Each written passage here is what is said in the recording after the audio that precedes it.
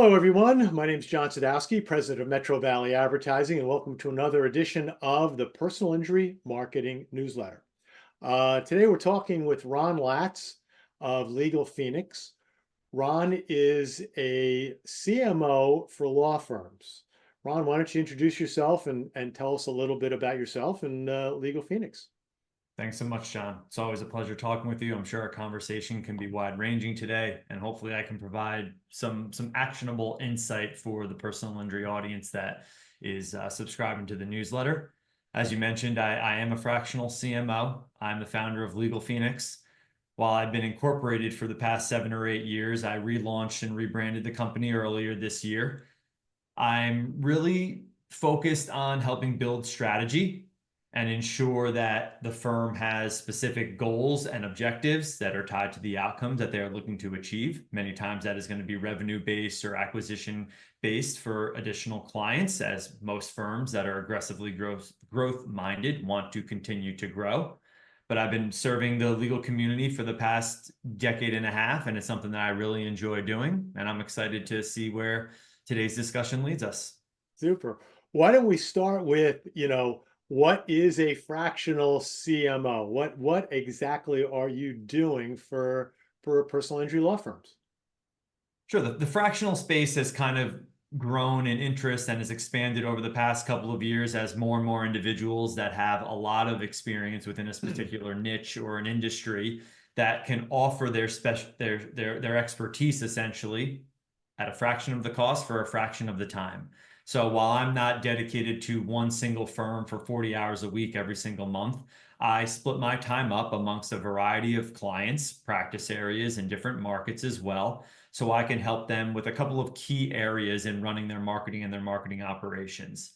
First, as I alluded to further before, is going to be the strategy, right? What is the target that we're trying to hit?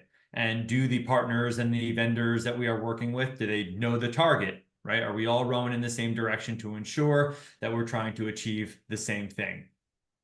That would include then also some vendor oversight. So some firms that leverage a fractional CMO like to outsource the management of their vendors to ensure not only branding and messaging, cohesion, but also so that the left hand just knows what the right is doing, right? A lot of times firms are working with disparate partners. One vendor or agency is managing SEO, the other ads, the other billboards and TV. And many times those lines of communications amongst all of them are pretty closed. So I try to bridge that gap and ensure that we create a very healthy feedback loop so that everybody knows what each other is doing. Now that there's a lot of moving pieces there. So other firms also leverage a fractional CMO for some in-house resource oversight or management. So you might have a director of marketing, a marketing coordinator, maybe a social media specialist, but essentially they outsource the management or oversight of those individuals because they don't necessarily have the subject matter expertise to ensure that what they are telling them to do is in their best interest or it's actually going to work or achieve the intended outcome. So there's a wide variety. The scope can range greatly, but it really all depends upon, again, what is the goal that you're trying to achieve? And then you look at a lot of different things like your plan, your budget, your competitive landscape, things like that to build out a program that's going to best serve you and scale with you. Gotcha. Okay. So what inspired you to focus on legal marketing? I mean, John, I've been working with lawyers for just under 15 years. And when I started, it was with Thomson Reuters within their legal division for one of the nationally known agencies through FindLaw. And I was selling marketing and advertising. And that's where I really got into the legal space exclusively. I'd be lying if I didn't say that there was a selfish part of me that does enjoy helping a service professional that's really geared towards serving individuals that are going through some of the roughest times of their lives, right? In terms of getting into trouble criminally, or if you accidentally get hit and injured in an accident, or you lose a loved one, or your family is breaking up, like you're going through a lot of trials and tribulations, and it's not necessarily our brightest moments.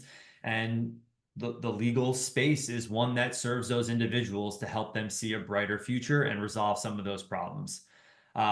Another one is like the clientele, right? I really do love being professionally and respectfully challenged and looking at things in a very thoughtful and strategic way and trying to figure out all the puzzle pieces that go together in order to really capture as much market share as we can. And then finally, given that this space, personal injury specifically, is super competitive, I really enjoy that. I've played sports growing up my entire life. I'm a very competitive person. So I try to bring that to the table whenever I partner up with a firm, because I take a look at it like I am part of the team and we're going to attack the market with the goal of capturing as much as we can from it. Nice. Okay. So kind of getting down into the weeds, how has the marketing landscape evolved for PI attorneys over the last few years? It has evolved quite significantly. I'm sure as you've seen over the past, 15, 20, 25 years. I mean, when I started at FindLaw, you could spin up a website that was approximately 10 to 15 pages of content, maybe do a blog every other week or weekly, make sure you've got a couple of directory placements, and you could really take over a market. And I'm not going to say completely dominate, but you were generating significant business from those digital marketing investments. That is not the case today, especially in the major metros and the major markets. You can't just dip your toe into the shallow end, if you will. So I think the evolving landscape of search has changed a lot, where it used to just be 10 blue links, or you had 7 packs, 10 packs on local. Things have shrunk down. Ad placements have not only shrunk, but also additional pay for play through paid search and local service ads, like the continuation of Google monetizing all of their impressions as best and frequently as they can, makes things even more competitive. And now search behavior has changed, where everyone typically went to in years past directly to a search engine to find out where they wanted to go or what they wanted to do based off of their current situation. Now, as you have generations turning over, more and more people leveraging their own networks, their social networks, referrals, smaller communities to vet out and just do different types of due diligence before they actually go and retain that lawyer. So, that landscape has evolved a lot, and it's going to be interesting to see now how AI comes into play, especially from an organic search perspective, and how that's going to shift the landscape even further. Yeah, that's going to be interesting, no doubt. So what do you see some of the biggest marketing challenges right now for PI attorneys? I mean, that's a great segue into where I finished off about how the landscape is evolving. I mean, AI overviews, which is Google's, attempt to incorporate AI into the search results. Right now, it looks like just an enhanced or featured snippet, if you will, but they continue to take the content from other publishers and online outfits and put it directly into the search results so that users don't even necessarily have to click into your website to get that information. Now, last year, with it came out originally as SGE, Search Generative Experience, which then evolved over to AI overviews. The way that I see it showing up most frequently now are through the what do I, how can I, do I need, should I do this or that types of queries. It's not necessarily the head terms of personal injury lawyer, New York, auto accident attorney, Mount Kisco, right? What they're really doing is they are answering and satisfying questions like, what do I do after a car accident? How much do I need to pay a personal injury attorney, right? Do I need to hire a lawyer to fight my traffic ticket? Should I go to mediation instead of getting a divorce? These informational type queries, at least right now, September 17th, 2024, right? That's where I see the AI overviews coming up most frequently within the results. How that's going to evolve, time will only tell. Eventually, Google's going to they're not going to continue taking the hit on some advertising revenue, right? So I haven't seen a local service ad directly in an AIO, or I haven't seen paid ads in them. Typically, I've only seen an LSA above an AIO result. So over the coming months, as more and more of the broader public continue to use search in that manner, we'll see how Google adapts and adjusts. And you're referencing Google and search, then I guess the question would be, how about other generative AI platforms that have nothing to do with search, like a ChatGPT, while it's owned by Microsoft, is still kind of a standalone product. How do you see those things impacting search in general? Yeah, ChatGPT, there's Gemini, Claude, Search GPT. There's a bunch of them out there, and you're Yeah, seeing more and more uh, form submissions or prospects or end users attributing to finding an individual through those means. Now, that is really like the large language models that they are using. They're scraping and getting information that is still somewhat dated. It is not updated in real time. So those firms that had, aggressive content strategies or have very helpful content that can answer and satisfy the questions that are being submitted by users, like those firms are showing up in some of those tools. There's a lot of different ways that firms are trying to get into those placements through their content or through social proof. But right now, there's still a lot to be determined as to what is the most effective strategy to ensure that we are putting ourselves wherever our audience is spending the most time and attention. gotcha. So with that in mind, what do you see as some of the most effective marketing strategies for PI attorneys today to stand out in what is becoming an increasingly crowded field? I mean, for those that have been investing for the past 5, 10, 15 years, and you've already, I'm not going to say exhausted channels, but you tend to have, your website, you've got an organic and local SEO strategy, you've probably dabbled in paid search, maybe you're doing the billboards, radio, TV, bus wraps, what have you. I still think that there's an incredible opportunity to build more brand. I think like messaging and positioning is not only neglected, but very much misunderstood within legal. There's a lot of just pounding on your chest, hero archetype, like we fight for you, we get you the justice you deserve, which doesn't really give you a big differentiating factor when they're comparing you against all the other options that they have at their disposal. One of the things that I'm very bullish on, and I try to do as much as I can, is building my personal brand, producing content for platforms like LinkedIn, and sharing and showcasing my expertise to try to provide some sort of insight around some of the things that I do, but also help other lawyers that are asking some of these questions and are unsure which way to turn. So I think as far as personal injury firms that are more established, that's a great channel. The ones that are less established and don't necessarily have the war chest in the back, like traditional business development, networking, providing quality service to increase referrals. That's where you're going to make the biggest impact and get the best return for that time and those investments. And then as you continue to generate those revenues, you can reallocate, or not necessarily reallocate, but then invest into some of the digital channels that might be a little bit more cost prohibitive if you're just putting up your shingle. Sure. So kind of taking that, direction where it's more of an organic approach, what kind of SEO strategies do you think PI attorneys should be focusing on? First, just make sure the strategy that you're deploying is in alignment with your goals and objectives, whatever that may be. So if it's a branded play, you're obviously going to be putting forth more branded types of campaigns and initiatives. If it's non-branded and you're trying to target individuals that have no idea you even exist, you're probably going to go more specifically to SEO, more of a content play, and try to build your website's authority through link building. So over the past year or two, we've seen some significant algorithm updates specific to Google, spam updates, helpful content update.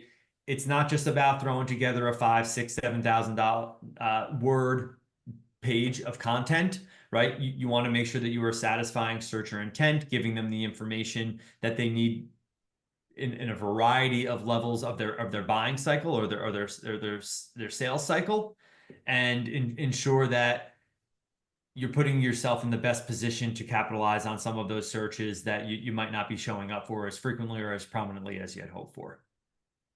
Gotcha.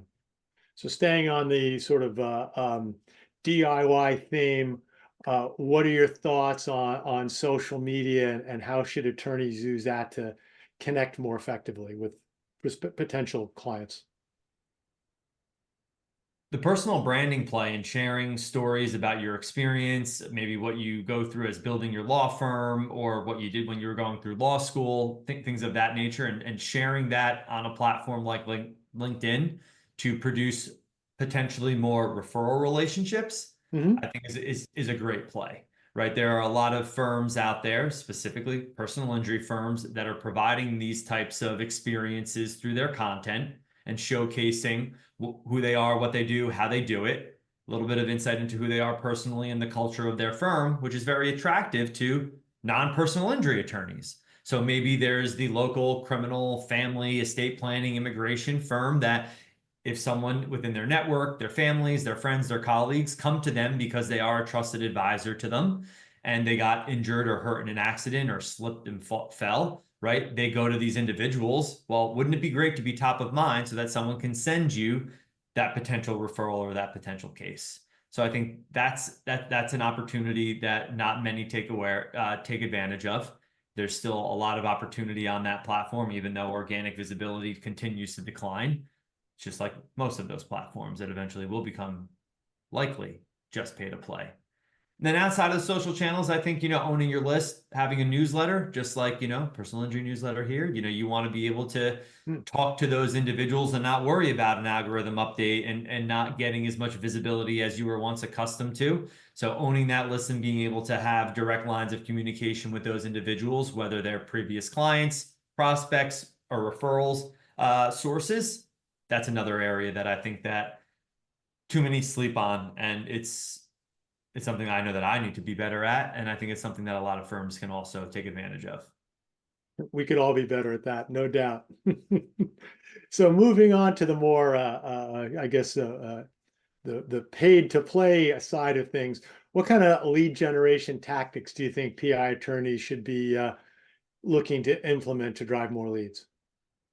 Yeah, lead gen channels. I mean, I'm still most bullish on paid search, right? Google ads, Microsoft ads. I mean, you can even still do social ads depending upon your strategy. I'm much more of a build awareness, drive engagement, and then go for the conversion, not just going right for the jugular, because no one is scrolling through their feeds looking to find that next personal injury lawyer or that accident attorney. That's not why they are there. They're there to see pictures of their friends and read stories about other experiences or see their favorite bands and things like that. Sure. Right. So, we need to take that all into account. You can also go with some lead gen providers that will sell, specific types of accident or MVA leads to you. I think you just want to ensure that the lead arbitrage is just not passed down from one vendor to the next vendor to the next vendor. By the time that you are paying a heavy premium on that lead that has now been sold and turned over 2, 3, 4 times, there's hopefully more regulation and compliance coming down the pike for some of these providers that haven't necessarily always acted in the best interest of not only the firm, but these potential clients that who are injured and just reselling leads, right? So just tread lightly, do your research, ensure that you know what you are getting into before you start spending a lot of dollars on those things, because it can become very, very costly, and you want to avoid as much frustration and disappointment as you can. No doubt. No doubt. So what metrics should PI attorneys be tracking to make sure that this marketing is working? The primary metrics that I really like to look at, and this is going to encompass, any marketing channel, right? There are specific channels that I would have very specific metrics for. But overall, for personal injury, because it's not as transactional, you're not getting that case and capturing that revenue, even typically within the same calendar year. I like to look at the total qualified opportunities that are being generated on a monthly basis. I like to look at and use that as a benchmark, right? So you can hold vendors accountable and ensure that we are, again, aiming at the same target. I like to look at retained clients and signups. Obviously, that's going to be a big one. Is the marketing producing what we are looking to produce as far as our goals and objectives are concerned?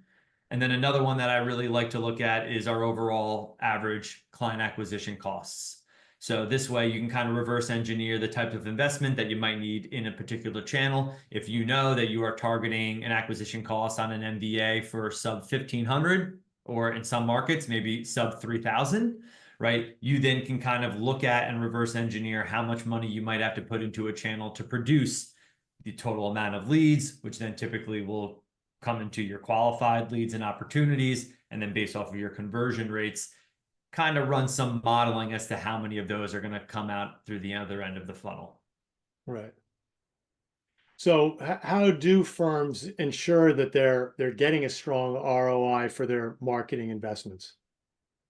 I think you've got to have a clear strategy in place, right? And then you're working with other partners to kind of deploy and implement the specific tactics that you're trying to generate whatever the intended outcome is going to be. So when you have all of that very clearly stated, and you have a benchmark and you have a specific number that you either how many signups you want, a specific acquisition cost, how many qualified opportunities you're looking to generate, you can then use those things to hold agencies and vendors and consultants and partners much more accountable. If you're unable to define what success is going to look like, you do not want to jump into that relationship because everyone's going to be flying blindly. If you do not confirm and clarify the lexicon, like what is a qualified lead to one firm could be a wasted and unwanted lead to another firm. If you're a pre-lit firm or if you're a trial firm, right? Like your qualification and your criteria as to what constitutes a qualified lead and opportunity is going to be very different. So you want to make sure that your agencies and your partners completely understand that and that you're on the same page so that as that relationship continues to evolve, each side can hold each other accountable. Gotcha. So are there any specific tools or resources you recommend attorneys have to improve their marketing strategies? Yeah, I mean, I love tech and I love data. I don't want it to blind me, or I try to avoid shiny object syndrome as much as I possibly can. But like, I think having dynamic call tracking software in place, whether that's through something like a call rail or a what converts or call tracking metrics, an intake management system or a CRM so that you can collect the data from your call tracking software, put it into your contact records so that you've got source attribution data, and then you can start, depending upon the stage or phase or buckets, however you are, categorizing the stages of your prospects, so you can kind of manage, track, and engage them efficiently. And not forget, you can have tasks in there, you have your sales funnel in there, and then obviously you're going to have your matter management or your case management software, right? Those are some, I think, table stakes for the more sophisticated firms that are a little bit larger and have significant marketing investments. Like getting that infrastructure in place is really key. And then you're going to use your normal Google tools, right? Your search consoles, your analytics, your tag managers, things like that to make sure that you're generating the appropriate amount of traffic, you're targeting the right amount of people, your keyword strategy, and your spend bloat is as minimized as possible. And then there's a ton of other analytical tools that you can use for social or scheduling or things like that. But I think those are the primary ones that I look at anytime that I jump into an engagement with a firm, just so that I can get a better lay of the land, understand how things are performing, and if there's any opportunities for us to improve, optimize, or consider alternatives if needed. Gotcha. Okay. So what are some common mistakes that you see attorneys making you think they should avoid? It's the random acts of marketing and not really making certain that you've spent those dollars in a way that are intended to reach your goals and objectives. That's got to be one of the first things. The second one would be, not defining success with any of your partners. You do not want to jump on that plane if the pilot is flying blind. And if you're not all rowing in the same direction, working towards the same goal, you're going to end up getting different outcomes and likely be frustrated or disappointed, and then become jaded. Another thing is ensuring that you've got those metrics in place. Like, are you tracking the success based off of qualified ops, off of retained clients, off of a specific acquisition cost? Because then a lot of heartache and frustration comes from placing blame on an agency for not producing the outcome that you had hoped for. listen, that accountability has to go both ways. So if you did not provide them with the proper information for them to do their job, well, you've got to take some ownership in that.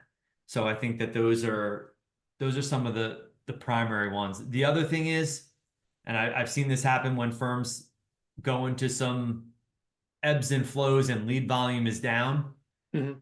Don't just arbitrarily throw money into a campaign if you don't have your systems, processes, and procedures in place and an unlock, right? So if you're having bandwidth concerns and you're at capacity, or you're missing 15 to 20 or 30% of your phone calls, the last thing that you want to do is go throw 20, 30, $40,000 into Google Ads, because you're going to continue to overwhelm your current staff.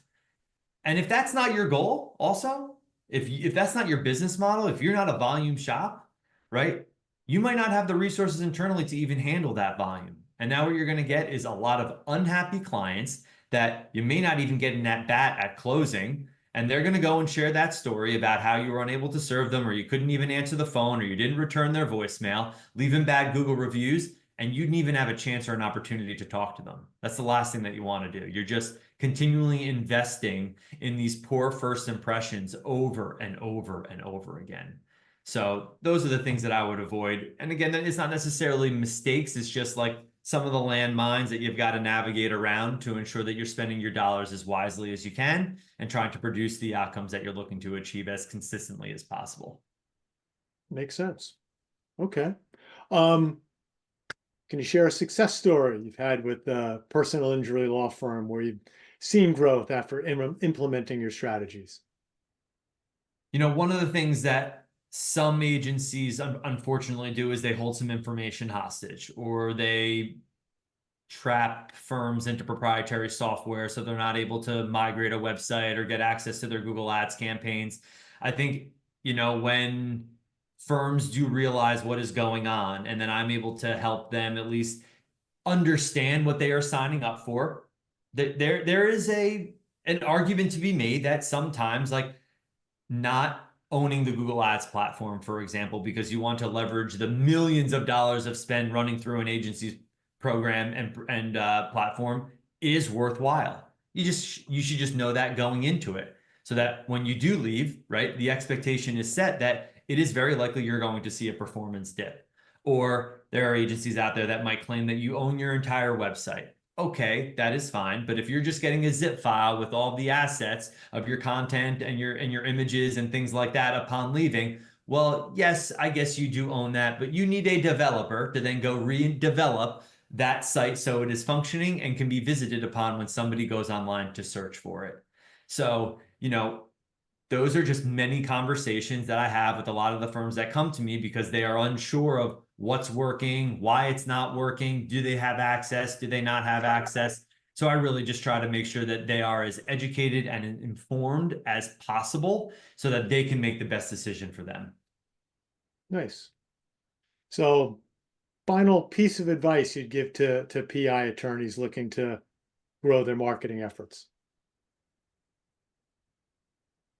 Do what you're building your firm. You're not building someone else's firm. So I think, there's a lot of case studies and testimonials out there. Whatever strategy you have in place, if you're speaking with others, whether it's in a mastermind or you're listening to a podcast or you see things shared on LinkedIn, be curious, get more context, dig a little bit deeper, understand what all the pieces on the chessboard were before you make a decision, because many times it wasn't just that single campaign that drove all of those results. There are many complementary efforts and complementary marketing components that likely led to that success. Don't just fall for the smoke and mirrors there. You really need to do the research, dig a little bit deeper, get as much context as possible, and make the decision for your firm because you're building yours and not somebody else's. Absolutely. Super.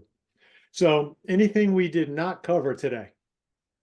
I think you got it all out of me today, John. Super. All in 20 or 25 minutes, Ron. There we go. We're going to have to slow this down. Usually I speed up the podcasts. There you go. 1.5 speed. Just wanted to Well, make sure we got it all in the time that we had. there we go. So just do me a favor quickly. Tell everybody your contact information. We'll put it up on the screen when we're done here so that people have time to copy it down, but want to hear it from you first. For sure. Ron Latz, you can check me out at legalfenix.com, legal F-E-N-I-X, legalfenix.com, or you can see me sharing content every single day on LinkedIn, and that's Latz. So give me a follow, reach out, shoot me a DM. I'm happy to help any way I can, John. Super. And I will attest to the fact that there is great information on Ron's LinkedIn posts. So I would advise that as well. Ron, thank you very much. I'm sure you and I will be chatting later and look forward to continuing our conversations. Appreciate it, John. This is a lot of fun. Thank you. You're welcome.